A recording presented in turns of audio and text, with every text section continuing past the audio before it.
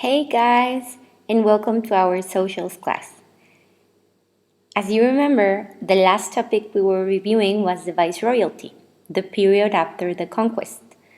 And now we are going to go to the road to independence, the Mexican independence. So, first of all, let's start. What was the Mexican independence? Well, it was a social movement fighting against inequalities. Inequalities about what? Well, social inequalities and economic inequalities. The objective of this movement was to stop being under the domain of the Spanish crown and to become an independent country. Okay? Now, there are three important aspects about the Mexican independence that I want you to have very, very present. The first one is that it began in 1810 and it ended in 1821, which means it lasted 11 years. And during these 11 years, we had four different stages with four different leaders. Why? Well, because remember, it's a war, and at some point, some of the leaders were killed, and other new leaders were born, guiding the movement, and so on. Because it lasted a lot. 11 years fighting, imagine. So, why was New Spain trying to become independent? There are two important aspects. The first one would be the national causes. What does it mean? Things that were happening inside the territory. And the other aspect were the international causes. What was happening around the world in other countries. So both of those aspects were helping to the independent movement, to the idea of becoming independent. So, national causes. Well, all of them happened during the Viceroyalty.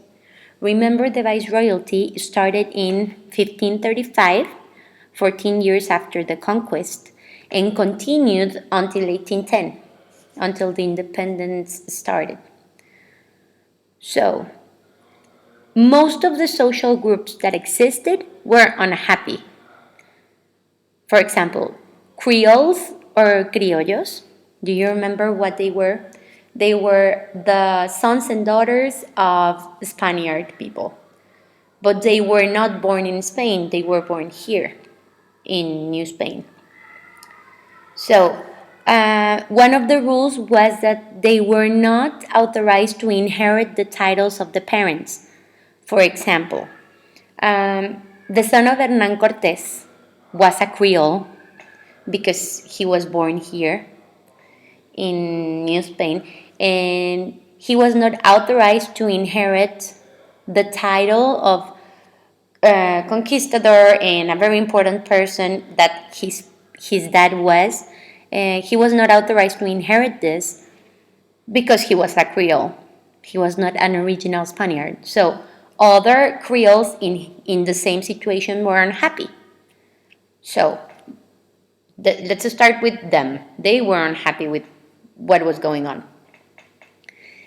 But also the slaves were unhappy. Remember, the slaves were the African people that were brought to work, okay? And they were not paid. They were owned as possessions. So they were also fighting for better treatment, for rights, and there was one fight that they won. They were trying to get a piece of land for their own, to establish, to live there with their families, and they won, and that area was called San Lorenzo de los Negros. But they were fighting a lot, and it was very complicated.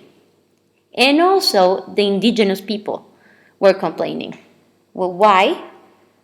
Well, first, because remember, they were the ones living here in this territory, and they were invaded, and everything was taken away from them. So, and they were very angry because of this. Their religion and their beliefs were also being changed, and at some point, maize was not enough to eat.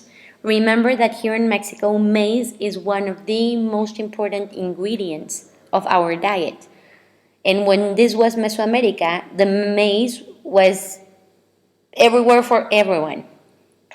So they were very upset, people were hungry.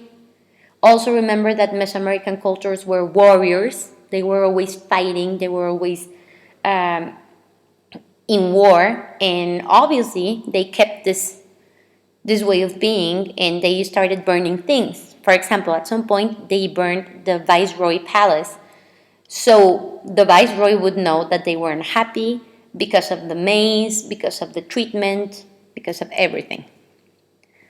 So, summing it up, socially there were lots and lots of problems here inside the territory. And then there were the international causes.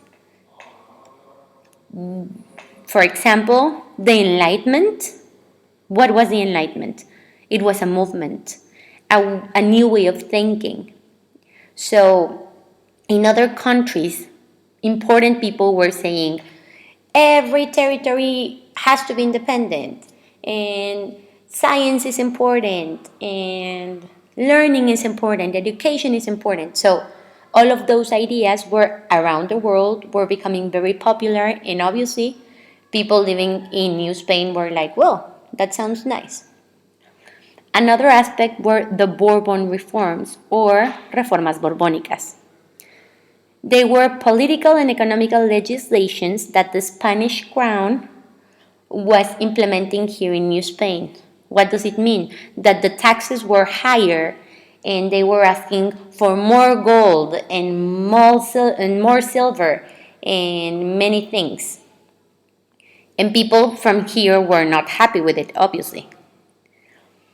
And why were they asking for more money and more precious metals and all that?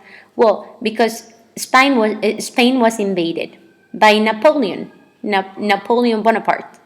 Who was Napoleon Bonaparte? A French conqueror, a very important one that was trying to make France the most important country.